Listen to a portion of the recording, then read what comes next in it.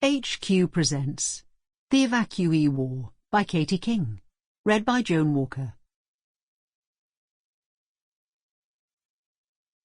Chapter 1.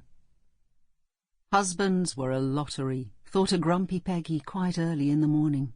Hers, Bill, had seemed a very good one for quite a few years. Then suddenly he wasn't. Of course, it was easy to blame wartime and rationing and horrible news in the papers for Bill's disgraceful behaviour, but Peggy wasn't having any of that. She still could hardly believe that it had only taken a few short months of Bill being on his own at a military training camp near the East Coast, where he worked as instructor, for him to forget his wedding vows.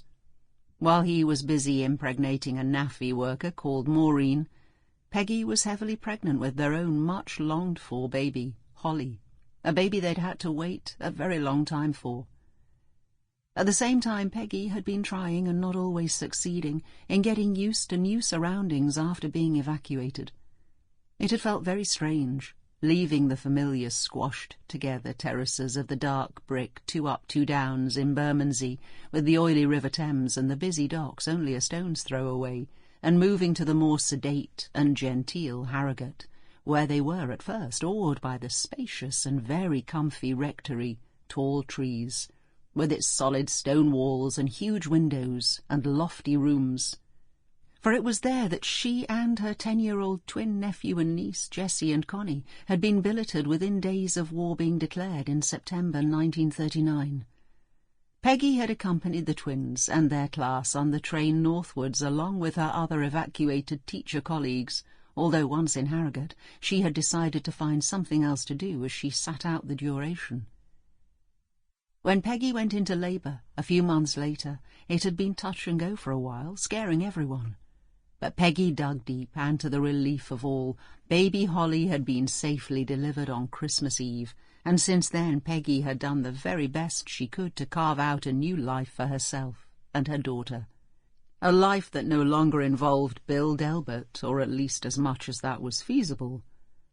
The problem was that Bill didn't seem to want to take on board that everything had changed between him and his wife in the years since war had been declared with Germany, and that as far as Peggy was concerned their marriage was kaput.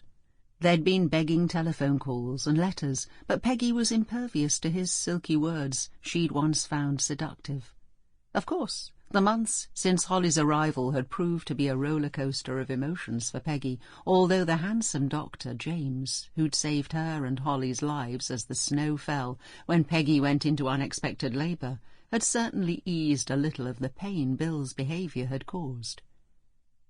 So now it was a bitter pill to swallow that following many weeks of careful circling, neither sure if their obvious attraction was mutual and each too scared to lay their cards on the table, on the very night that Peggy and James shared their first proper kiss, months after they met, Bill had done his very best to spoil the magic moment. And he had bloody well succeeded. Drunk and spoiling for a fight even though he was supposed to be many miles away, Bill chose that moment to try and reclaim Peggy as his own. What cheek, and what disastrous timing! Peggy shuddered at the memory from the previous night of the sound of her husband's boots pounding across the backyard to the rectory where Peggy and Holly and the twins lived, with the kindly rector, Roger, and his wife, Mabel. But although this was difficult to think about, Bill and the fight didn't have the power to diminish the exquisite sensation of the kiss and its lingering memory. Peggy couldn't resist, tracing a finger along her lips to help her relive the moment.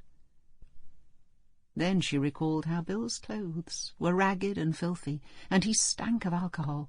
He had clearly been dosing himself with Dutch courage. Peggy felt ashamed at the very sight of him, shame that bubbled to fury as Bill turned on James. And then, even worse, James had given Bill as good as he got as the pair tussled each other to the ground, with Peggy screaming at them to stop, all too aware that James's hands mustn't be hurt.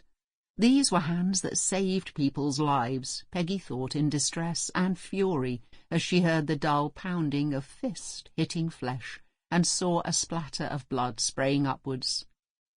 The snarl on James's face told her that although he'd never met this man, he knew exactly who he was, and he wasn't going to step aside in the face of Bill's unwarranted Sample complete. Ready to continue?